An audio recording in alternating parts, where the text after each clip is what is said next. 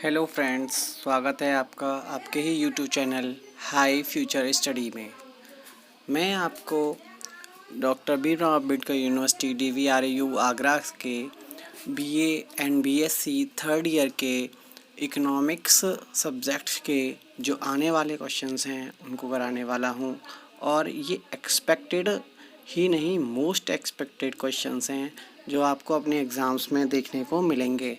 क्योंकि आपको पता होगा कि कोरोना की वजह से इस बार आपका एग्ज़ाम बिल्कुल ही ऑब्जेक्टिव टाइप से होने वाला है। तो सबसे पहले हम देर न करते हुए अपने इस चैनल पर आपको ये डिस्कस करा देते हैं कि किस तरीके से एग्ज़ाम आएगा और फिर आपके क्विज़ को स्टार्ट कराते हैं। तो सबसे पहले आप ज़रा यहाँ पर देख सकते हो कि जो एग्ज़ाम का पैटर्न है वो कैसा है। सभी प्रश्नों के 4 विकल्प होंगे, उनमें से केवल एक सही उत्तर का OMR शीट पर गोला भरा जाएगा। जो आपके टोटल नंबर ऑफ़ क्वेश्चंस होंगे वो 100 होंगे और टोटल जो आंसर्स आपको देने हैं, कोई भी 50 क्वेश्चनों के आंसर आपको देने हैं।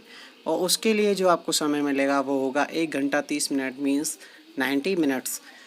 तो इसमें आप क्या कर सकते हो कि पहले अच्छे से अपने पेपर को 1 घंटे में कंप्लीट करिए। 1 घंटे में 50 क्वेश्चंस आप इजीली कर लोगे। और फिर उसके बाद में उन बबल्स को फिल करिए, जल्दी से बबल्स फिल कर लीजिए और पेपर को अच्छे से तरीके से दे करके आप आइए। और इस बार इसको देखते हुए आप इस एग्ज़ाम में बहुत ही अच्छे मार्क्स ला सकते हो और आपकी जो ओवरऑल परसेंटेज है पूरे BA या BSc की, उसको आप सुधार सकते हो। तो देर न करते हुए हम स्टार्ट करते हैं आपका पहला क्वेश्चन। सो गाइस, इससे पहले मैं आपको एक बात बता दूं, मैंने आपके इन क्वेश्चंस के लिए बहुत ज़्यादा मेहनत की है, आप ये देख सकते हो। तो प्लीज़ चैनल को सब्सक्राइब कीजिए और लाइक कीजिए। मैं आपके लिए ऐसे ही इम्पोर्टेंट क्वेश्चंस जल्दी से जल्दी सारे सब्जेक्ट्स के लाता रहूँगा। Thank you so much.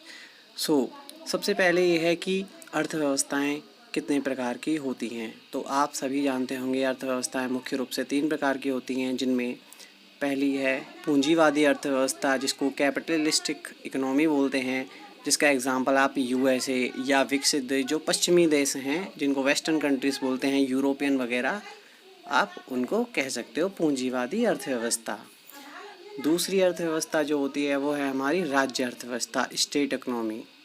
मतलब पूंजीवादी अर्थव्यवस्था में जो कंपनियां होती हैं उनका ही स्वामित्व रहता है, सरकार का कम हस्तक्षेप रहता है।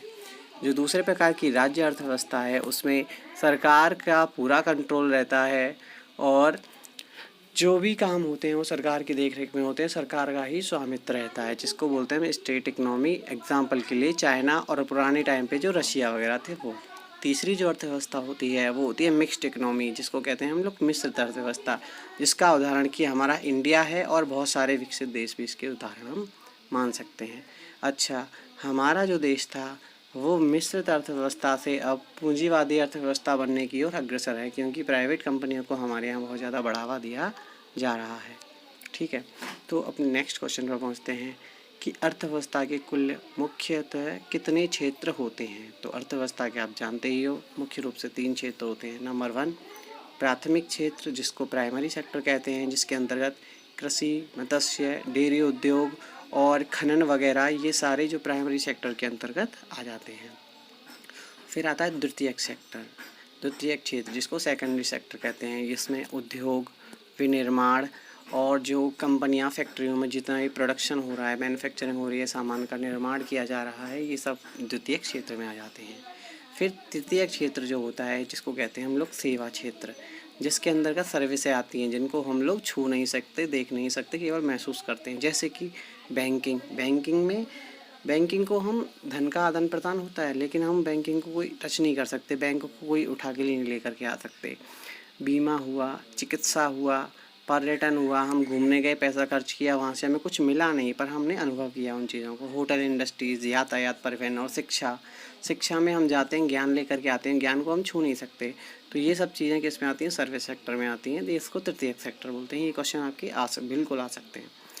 तो अब हमारा एक क्वेश्चन बनता है, कृषि अर्थव्यवस्था के किस क्षेत्र में आती है बताइए। तो कृषि जो है हमारे प्राथमिक क्षेत्र में आती है। दूसरा है निर्माण और औद्योगिक उत्पादन इकाइयाँ किस क्षेत्र में शामिल हैं। तो द्वितीयक क्षेत्र में शामिल है, आपको खूब अच्छे से पढ़ा है।